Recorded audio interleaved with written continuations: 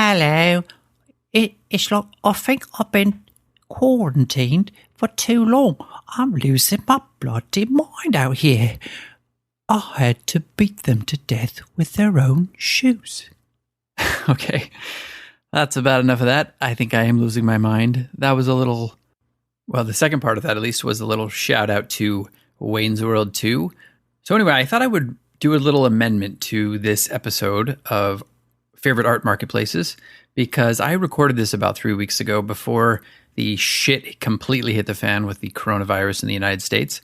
And although everything I'm saying is still extremely relevant and essential for artists, I think nowadays, I didn't really put it into the context of a world in the throes of a general lockdown. Most places I know have some sort of lockdown in place or self-quarantine in place, and it is affecting everybody, businesses and artists, especially artists. So I actually had a great artist reach out to me, Alejandro Castanon, and he is from Texas. He's a Texas-based artist and business advisor, ex-gallery owner, and he has a great post right now about the coronavirus versus artists. So if you get a chance, you should check that out on alejandrocastanon.com, and I will obviously link to that in the show notes. And if you want to see him on Instagram, he is at alejandro.fine.art. And he's going to give us a little intro into this Art Marketplaces episode and bring it right smack dab in the middle of the context of what I'm talking about in the era of the coronavirus and how now is the best time ever to pivot as an artist into online media and start thinking outside the box on how we can all make the shift to stay alive and stay afloat in this crazy world we're living in right now. So here comes a preface from Alejandro Castanon, and then we'll be on to the regular episode of Favorite Art Marketplaces. Enjoy it. Hi, guys. My name is Alejandro Castanon. I'm a business advisor with the Small Business Development Center, and I've been a full-time artist for the past 9 years. I wanted to just give a little bit of information out there that's current and related to the COVID-19 virus that's kind of affecting the entire world, specifically the business world and small business. I think as artists, we have to pivot in a productive direction and not let fear run over us and make us make rash decisions. But I wanted to give you guys some insight. So here are a few things that I think you can do as a small business owner, as an artist, to pivot, especially if you're seeing some of your revenue drop off. So one of the first things you can do is get online. I think that's kind of been hammered a lot over the years, but right now is the perfect time to do that. And one of the best things you can do as being online is going live on all the platforms that you're on. And the reason I think that's important is because you have to keep the channels of communication open with all of your customers, followers, and collectors, and let them know that you're still creating. Whether you do live and show your artwork and painting in the process, or you just go live and just start talking about what you're doing and how you're responding to all this, of course, in a hopeful way to inspire people. And so that's what kind of art does. So I would recommend going live. I would also recommend that if you own a gallery and you had to shut down some of your events, that's kind of the bread and butter of the gallery industry. I would recommend that you host a online art show. Even if you don't own a gallery, you could always do a collaborative online art show with some fellow artists in your community. I would highly recommend you guys do that. If you don't have a website to display that artwork, do one on Facebook. I think that you can actually get a lot of traction and a lot of views and engagement just by doing an online art show, especially through this period that we're going through. I also think that going online and creating different types of content, like hosting a podcast, like you're listening to now, or even writing a blog post about something that's relatable to what's going on right now, would actually give you, a lot of engagement and a lot of response and a lot of support. So I'd recommend that as well. And always keep your fans in mind, inform them about what's going on any way you can, whether that's through email, through social media, through text. Keep them informed, let them know. One of the biggest things I'm seeing right now as an advisor with the SBDC is there's a lot of misinformation A lot of people, the public in general, think that businesses are closing down, especially if you see a mandate come out saying that everybody's on lockdown. Well, that doesn't mean that everything is closed. Restaurants, grocery stores, hospitals, those places have to stay open. So let them know that you're still in business. As artists, we never stop. Business is not closed for us. We're always creating. So get online, make sure that they know you're still creating and that there's always opportunities to create. One last tidbit is I would say lean into digital art. Digital downloads right now is something that's really, I've seen a lot of increase in that. So figure out how you can get your images, your artwork online and offer that as a way for people to purchase. So if you guys have any other questions, please keep in mind that the SBDC or your local small business development center is always an option for you guys to lean on for more information. And it's free because it's paid for with your tax dollars. So anyway, thanks for hearing me out, guys. Hope you guys are staying safe out there and keep creating. If you haven't heard about Anchor, it's the easiest way to make a podcast. Let me explain. It's free. There's also creation tools that allow you to record and edit your podcast right from your phone or computer. Anchor will distribute your podcast for you, so it can be heard on Spotify, Apple Podcast, and many more. You can make money from your podcast with no minimum listenership. It's everything you need to make a podcast in one place. Download the free Anchor app or go to anchor.fm to get started.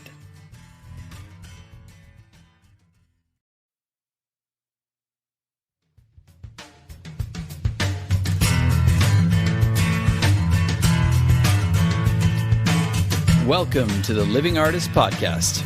I'm your host, Preston M. Smith.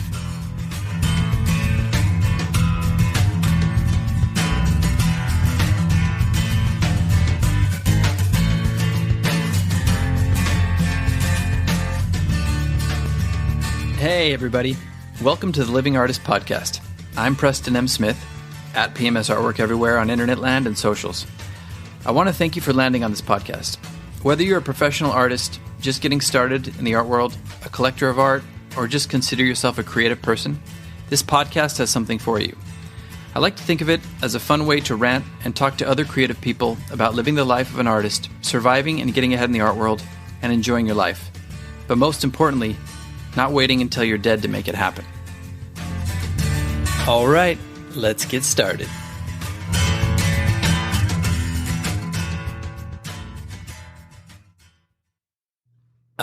Yes, welcome back to the show. I love the intro. It kind of has a little bit of a Breaking Bad feel to it. Jesse. Yeah, bitch. Anyway, today I would like to talk to you about online marketplaces as artists. This is something that we're all trying to do and weed out and find the best ones, figure out which ones work for us, and obviously sell more work.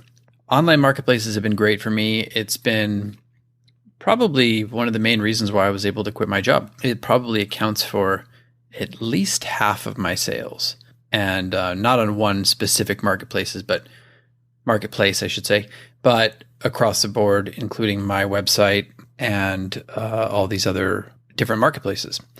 You add that together with a brick and mortar gallery and doing shows and commissions, word of mouth, even social media, and you get a full picture. So I think you should really be using and utilizing as many resources as you can when you're trying to get your artwork out there. What I'm going to do today is break down my favorites, some of the other ones on my periphery, and which ones work best for me, which ones I like the best, and kind of break down some of the things that I like or dislike about each of them. I'm not going to be talking about every single art marketplace out there. I'm sure there's plenty. There's also many that exist for specific countries or regions of the world. For example, Blue Thumb in Australia. I don't believe they accept artists that are not living or from Australia at this time. So I won't be covering art marketplaces like those. So let's get into it. First of all, the most important thing for you to have as an artist when you're selling your work online is your own website. That is just a given, and there are plenty of websites out there that you can use, like Squarespace, Wix, art storefronts. those exist at a variety of prices and options. Some are more user-friendly than others, so I'm not going to really go into that too much. I use art storefronts. It was a little bit of an investment up front. They have different pricing range. I went with the highest one. I found them to be very good and very malleable in a sense that I could manipulate the website to my liking. I did have to upload a lot of stuff myself, which you should be doing since you want to be able to customize it. But it does take you some time to get started. The one thing that I really like about art storefronts is they have great customer service. Well, actually, a few things that I like about them. They have great customer service. They're available most of the time via chat or phone. And if they're not, you can schedule a half-hour phone support appointment with them and just kind of go over everything that is on your brain at the time. And you have like an unlimited amount of times that you can do that. So that's great. That's a great resource. They also are very marketing centric, and they have a very specific playbook that they have tested and that they will teach to any of their artists that have signed up for their services. And that's great. And that's continuing to be updated all the time. And they have resources online via Facebook, via social media, via their calendar.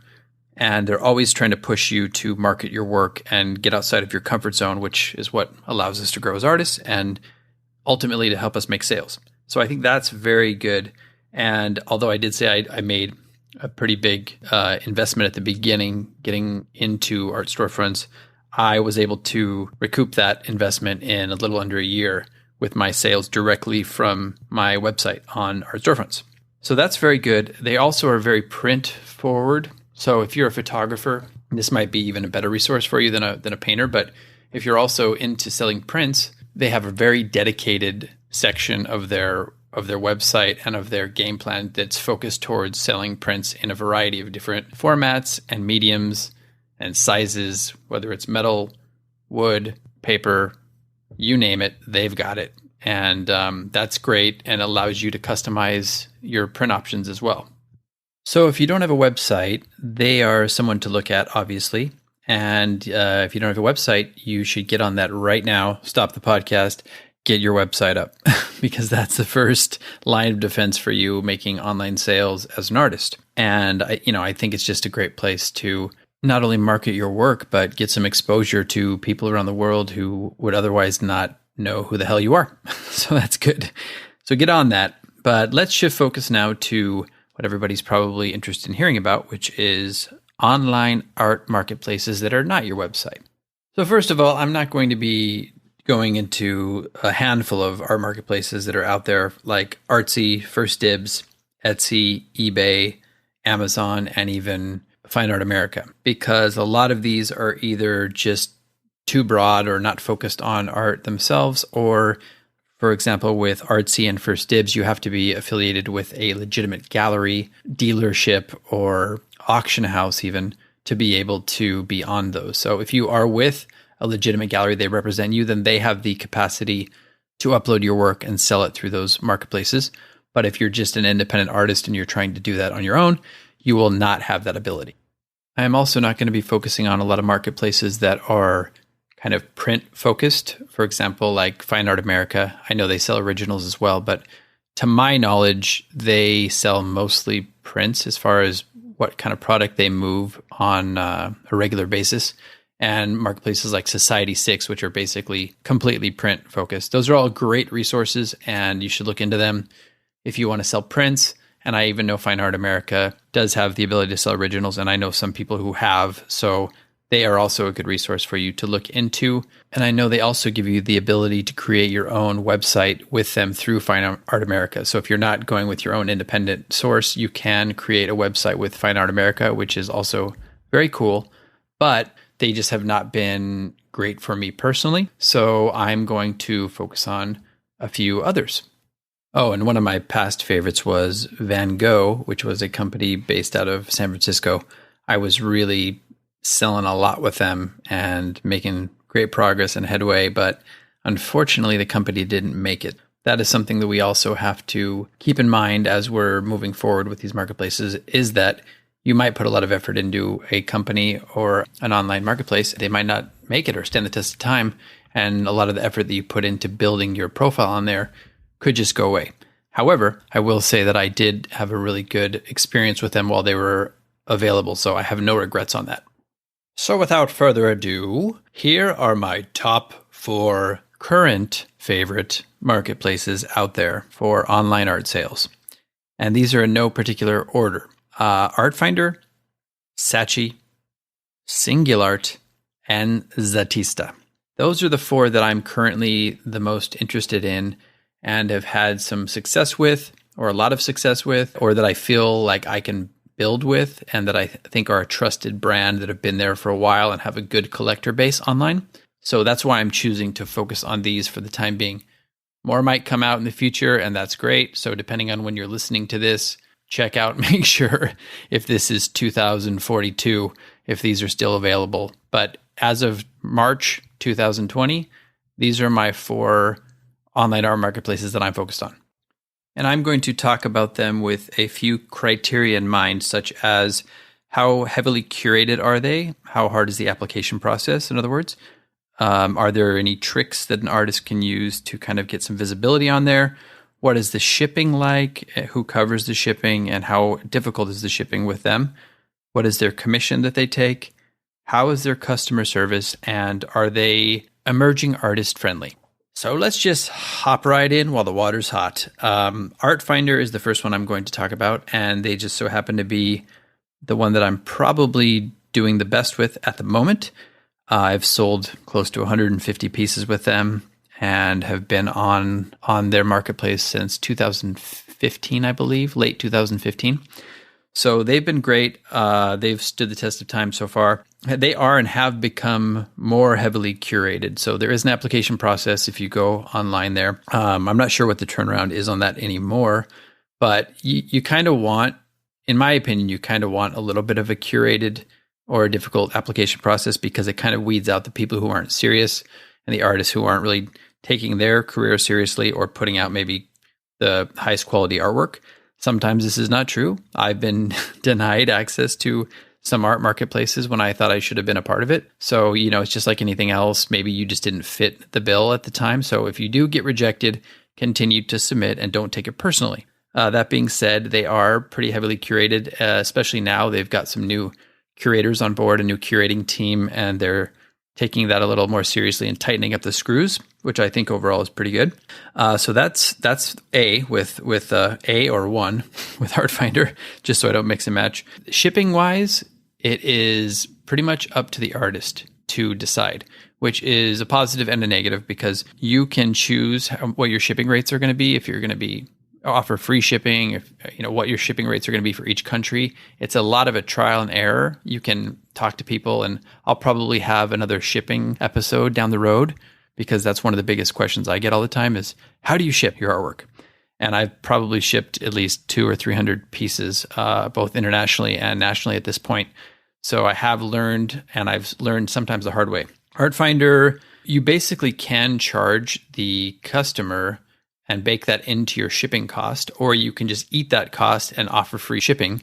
If you want to try to pad that into your sales price, you can do that. Or if you just want to eat the cost and make it a little bit more appealing to the potential collector, then that's great. So that's awesome that they give you that ability to choose all that and to kind of tinker with the shipping rates. But there are a lot of things to consider as far as shipping internationally, which courier you want to take. Are there going to be VAT costs? Like are you going to be held up in customs, and then your customer is going to be charged another fee to go pick up the work? Once again, those are things that I'm going to talk about in another episode, but those are things you're going to have to consider when you're doing Artfinder stuff. If you go with Artfinder and learn how to set up your shipping tables with them. I both like that and dislike that, because some other art marketplaces just say, we handle shipping. They handle it with a courier they have, and then they either pick up the artwork or you can drop it off, and then you just handle the packaging materials. So with Artfinder, keep in mind also that you're going to be taking care of the shipping materials as well, the packaging materials. So that's something you're going to want to either bake into your cost, or just realize that that's going to also be something that you're going to need to take care of. As far as commission is concerned, I think that they actually have the smallest commission out there, out of at least these marketplaces I'm talking about. They take a 33% commission, which is great. And once you see a lot of people who are not established in the online art marketplace world, go, well, why are they taking such a big fee? They're not a brick and mortar gallery. Well, you're basically being exposed to all of their customer base, which you would not have access to. And they're doing a lot of the marketing work and a lot of the behind the scenes work to get your work out there. So I personally will gladly pay a commission to get my work out there and to be collected around the world. So that's something to consider. Artfinder's customer service is great. They actually have 24-hour customer service. I've called them at all hours of the day. I'm in Los Angeles and they're in the UK.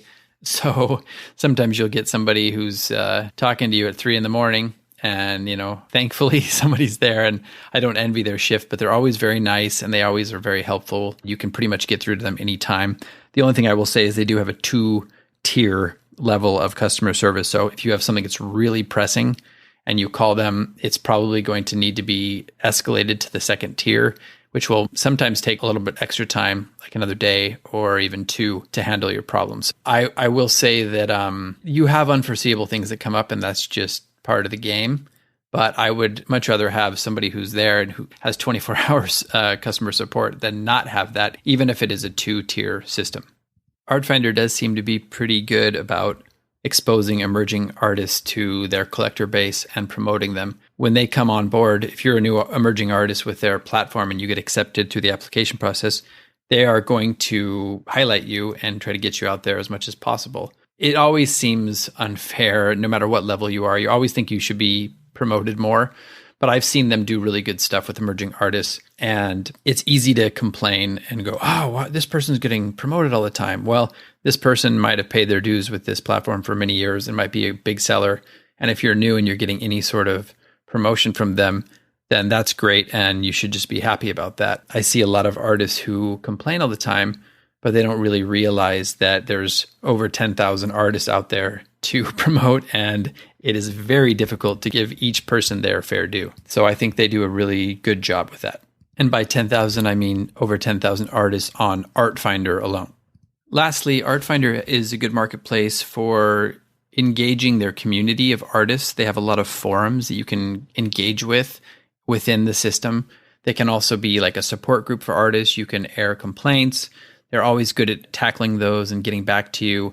And let's say you wanted to get a little more visibility. Well, you join a couple of those art forums where they are sharing artwork, and you automatically are getting people and other artists who will like your work, and you can return the favor and like their work. And it just gives you a little more visibility in the platform, which can in turn down the road lead to more sales. So that is a great opportunity. It's also something that I would say just across the board, even though it's hard on some of them, it's not as easy on some of the marketplaces as it is at Artfinder to like and be supportive of other artists and have that translate into views for you and a little bit of visibility on the platform. It's just something that is a good practice. You develop a little bit of an online community. I've gotten to know so many international artists that way. I'm friends with them. I would consider a lot of them my friends. Some of them I will be actually having on this podcast. One of them I've actually collaborated with in Australia, and we did a piece that we did 2 pieces actually that we started and then finished in each of our respective countries. So that was really cool. And I would have never had that experience had I not been engaged on those platforms. So if you do get on these platforms, just engage, be part of the community, and like other people's work. I think you'll grow because of it. Okay, so let's switch to Saatchi Art. Saatchi Art is one of the longest standing art marketplaces online, and they are very well respected. I've also done very well with them. I think I've made in the 40s of original art sales with them. And they seem to be highly curated, but they are actually very open to people just submitting their art and getting started with the whole process. There are a lot of artists on Saatchi Art, and there are a lot of high quality artists on Saatchi Art, and it can be a little overwhelming at times, but I think there's kind of like a natural curation that comes from that. So if you're selling well, and you've been on there a long time, it doesn't necessarily mean that you're going to continually be just selling at that level. You got to kind of keep your game up, and it's fair game for anybody to sell on there.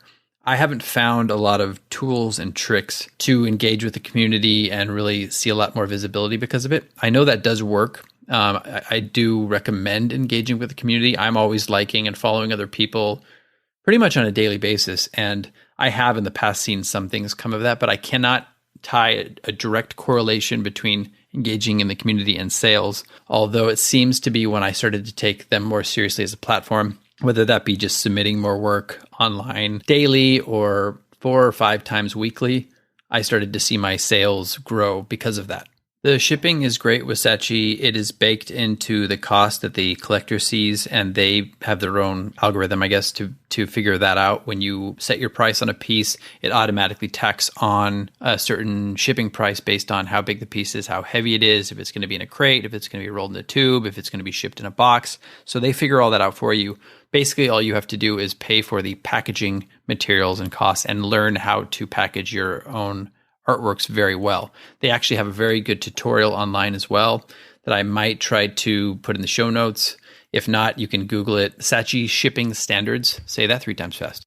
Yeah, so I think that that's really good with them. They will schedule a pickup from a courier, and a lot of times I just will have it done and I don't want to wait for the courier, so I'll just drop it off. Because if you're working in the studio and you're painting and you have some music on, sometimes you won't be able to hear the courier arrive, or it can just cause some problems. So sometimes it's just best if you know the courier to drop it off. But I like the ability to have somebody come and pick up the work, that the shipping cost is baked into it. As long as you know what you're doing as far as packaging your artwork well, and you take into account that you're going to have to be paying for the material costs, then I think that's a very good resource that they have. Saatchi's commission is also very reasonable at 35%. So as you know, a lot of brick and mortar galleries, most legit brick and mortar galleries charge a 50% commission. Anything less than that, anything at that level or less, I am happy with.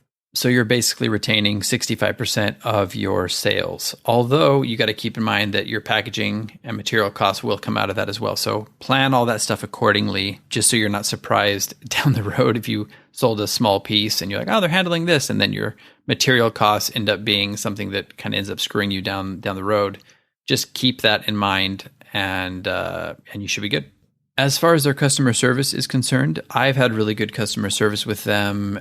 As far as being on the phone, sometimes it's hard to get through to them, but if you try a few times, you can get through to them. If it's within the business hours, normal business hours, I believe it's Monday through Saturday. I could be wrong. They might have a Sunday option as well, but they're pretty available for you to contact on the phone, and everybody's super nice and super helpful when you do get through to them. Otherwise, you can just contact them via email support. This typically takes a little bit longer, as it would with any art marketplace if you're contacting somebody via email, but they will get back to you, and the people who help you via email are also very knowledgeable. And that brings me to how they are with emerging artists. Well, unlike some of the other marketplaces that are highly curated and have a very difficult application process, Saatchi lets you apply and get in. So you've already got your foot in the door from that standpoint, which is great. You could argue that they are very emerging artist friendly in that respect. Now, I hear a lot of people complain about being on Saatchi for a while and, what's the trick? I haven't been able to sell with them. I've been on here for so-and-so amount of months or years. I see you selling, or I see other people selling, and I'm not selling. And then everybody wants to know what the trick is. They want to know what the secret sauce is. What's the secret sauce? Well, there never really is a secret sauce. I think, like I've said, being consistent with the amount of work that you put up, being consistent with how often you put up the work, that is a lot of it. And so if you're doing good work and you're putting it up frequently, that's going to take you a long ways towards selling well. But as far as engaging with the community and liking other people's work and getting involved with that, that's also going to help. But you're not going to really be able to see or measure how much that's helping. So you got to kind of just trust that what you're doing is working. And basically what happens is if you do that for a period of time and you're ticking all those boxes, you're going to kick in with the algorithm and eventually you're going to start selling. I actually didn't sell very well with them for the first 5 or 6 years because I wasn't there. I wasn't on there. I wasn't taking it seriously. I wasn't putting my work up regularly. I wasn't putting up consistent work. And so once I started to kind of define my style a little bit more and my voice, and then start putting my work up regularly and start engaging with the community, all of a sudden I had a $3,000 sale and I was like, whoa, okay, so this does work. And then after that, a light bulb went on and I started to really just push my work and push the amount of original art that I was uploading and the frequency of which I was uploading that art. And that really started to pay off for me a lot. Now they also do focus on prints. It's a secondary thing, but I have sold a few prints with them, and that's also a good resource. But I typically tend to focus on original art sales when it comes to Saatchi. And they also have some very talented curators working at Saatchi Art, who it's rumored that they look at every single piece that comes online, which I have a hard time believing because there's so much work that goes up online every day. But they're rumored to do that, and that's pretty extraordinary if they do. Basically, if you're an emerging artist, that's very emerging artist friendly as well, because these top curators are seeing your work every day. If you're doing good work, chances are you will eventually get into one of their collections, which reach more people, reach more collectors, and you have a higher probability of selling that way. So that's, I think, a very good resource with Saatchi as well. The only downside that I hear a lot with Saatchi, and you hear this with actually every online art marketplace, is that the consistency of the sales aren't there. People have a hard time getting into a rhythm where they're selling a lot. But I will say that I started to get to a point where I was selling 1 or 2 pieces per month on Saatchi. So it is possible. Every once in a while, you seem to kind of fall out of the favor of the algorithm. So don't be discouraged. Just be on a lot of different places so you have sales coming in somewhere else if you're not getting it on Saatchi, and it'll eventually come back as long as you're following the guidelines that I put forth earlier of submitting quality work and submitting it as often as possible. So now let's shift to Singulart. Singulart is relatively new. I believe they've been around 1.5 years or maybe 2 years. I mean, you never know what happened behind the scenes with launching Singulart, but as far as being online and selling work, to my knowledge, they've been around for about 1.5 years or 2. I like that they are highly curated as well. They actually reached out to me before I even heard about them. And after I did my own vetting process, they were vetting me and I was vetting them. I felt pretty confident with them, and I ended up saying yes and started giving them the necessary information and all the information that they were requesting from me. So I started to set up with them and got going with the process pretty quickly. I actually sold, I think, in the first month that I was on there. And that was great. I mean, I was very excited about that because sometimes the turnaround is not that quick. And then it dropped off a little bit for me. And then I started to gain some momentum. And I think I've sold in the teens with them. I've been with them for about 1.5 years, and I've been selling at a pretty good rate. I had 3 the first month of this year and then 1 last month. And I got 1 in the works right now. It's becoming a very steady source of sales for me online, which is great. Now, they do accept applications. You can go on their website and you can fill out an application. It's pretty lengthy, but it's great because it also weeds out the people who aren't serious. So the people that are getting accepted are of high caliber. You can also, as an artist, you can refer other artists, I believe, which is good because then you're vouching for somebody. If you have an artist that you're friends with who's on Singulart, maybe ask them if they can refer you. They are based in France. I believe they have a couple different places in Europe that they are based out of, France and Germany, but I think their main office is in France. And they are really good. They're up on their tech. They were very forward thinking when I saw them at the beginning, as far as really having avenues for collectors to reach out and get all the information that they want, making it a very appealing kind of interface for people who are trying to collect work. And I think that's part of the reason why they started to gain momentum so quickly. I was very impressed with that. That was one of the things that got me on board with them. It is, as far as customer service is concerned, they're also very easy to connect with via either chatting, email, and if you're local or even international, I've actually had a couple of calls from them from France, and I didn't recognize the number a couple of times, but once I spoke with them, they're very nice and seem to be on the ball with their customer service. They also have a couple of cool ways of approaching collectors and giving them the ability to request more images or information from the artist, and they make themselves highly available to the collector, and I think that also helps facilitate some more sales. Overall, I'm impressed with them as far as the interface and dealing with collectors and their customer service. They do take a 50% commission, which is steep, but in my opinion, so far, it's been worth it as far as getting me out there. I've gotten some collectors in parts of the world that I haven't had up till this point because of them, which is great. And they're also offering free shipping to their customers. So I think that, that's going to probably come out of a little bit of their commission and a little bit of yours, I'm assuming, or it's somehow baked into the cost. But it's very appealing for a collector to see that all the work is going to be shipped to them free of charge. I think also because of this, they don't allow any artwork that is under $300 US. And I don't know what that converts to in all of your currency, but basically if it's under $300 US, they don't allow you to upload it, which I think is good. It just enables you to make a profit off of your work. If you're selling something for super cheap and they're taking 50% and it's negotiated down a little bit, you're really not going to make any money. So having that threshold, I think, goes a long way to help enable everybody to make a little bit more money.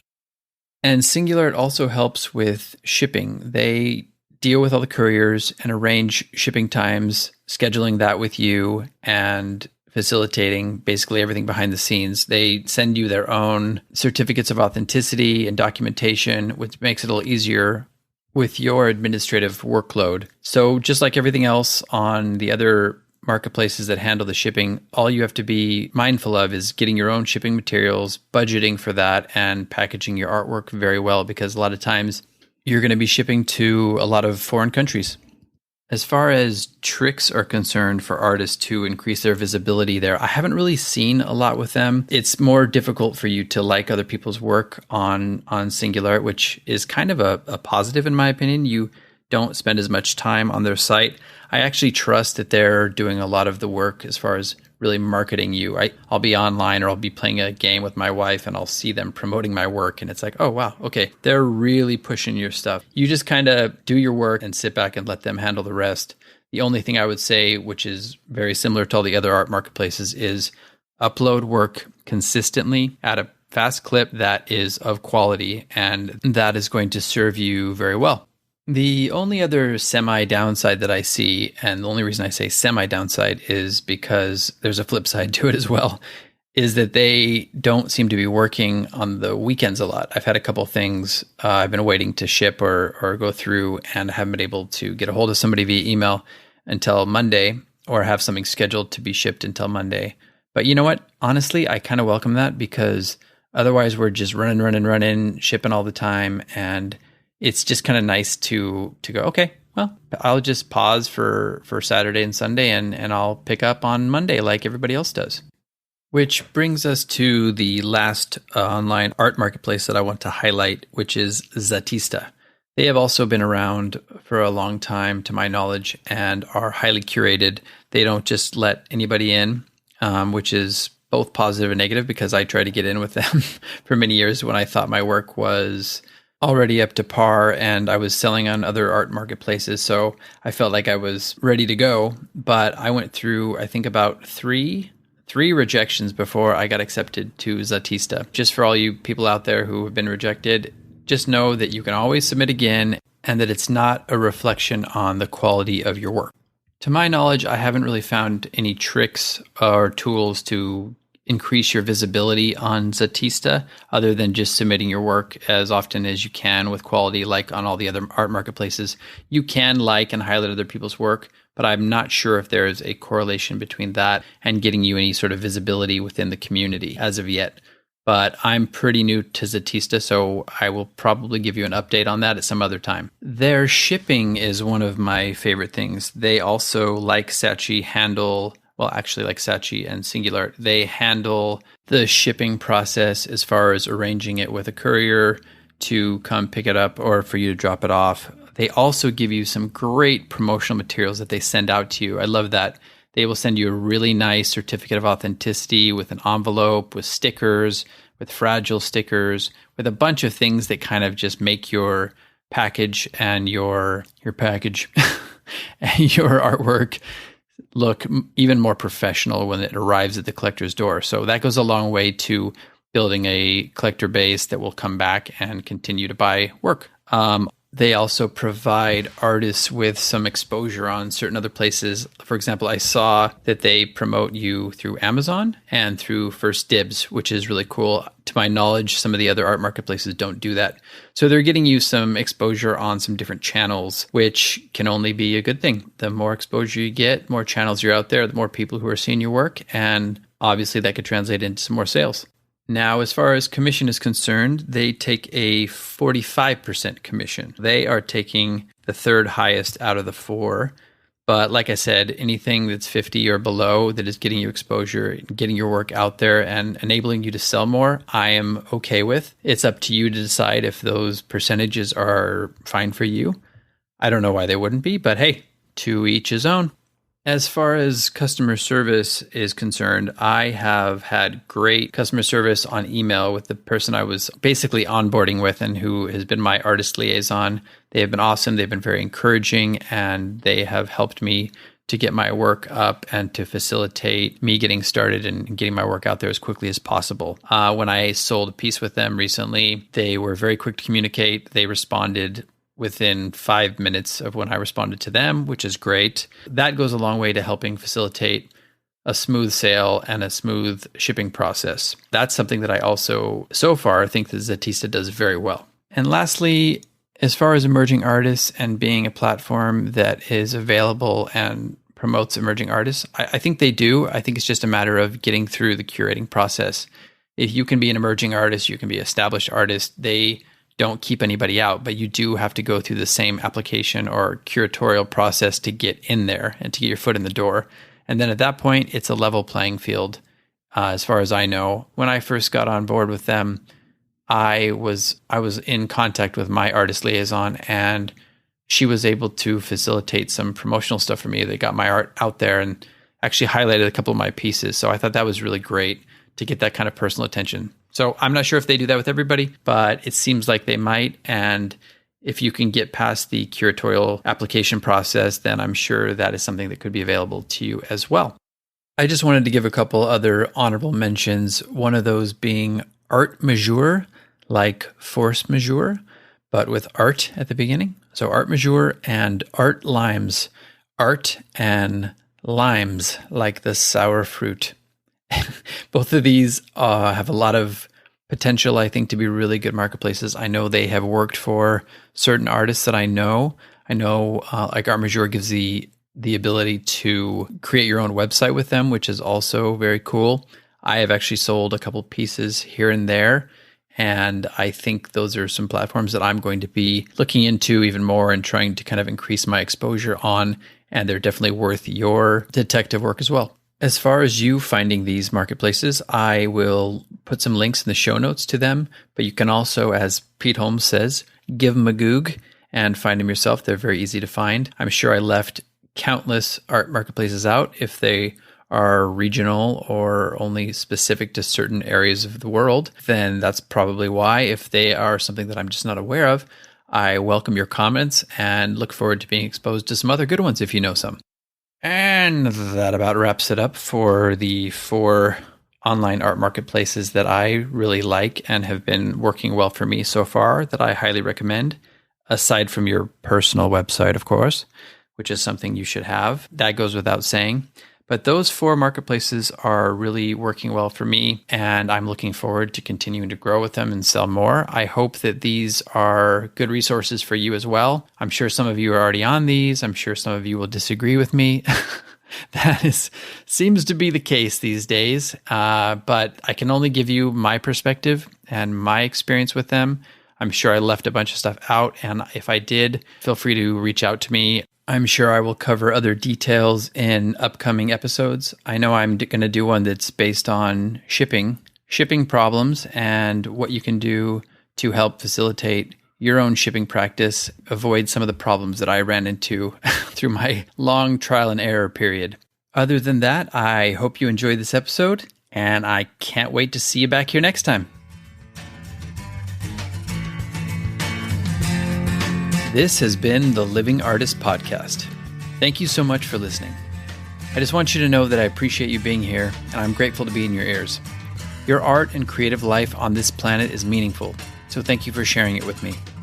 If you like this podcast, whatever platform you're listening to it on, please subscribe and share it with your friends. You can also leave me a positive review to show your support. This helps me to reach more people with the algorithmic magic and keep the show going strong. If you want to see more of what I do and check out the art that I create, you can visit my website at www.pmsartwork.com or follow me on social media everywhere @PMSArtwork.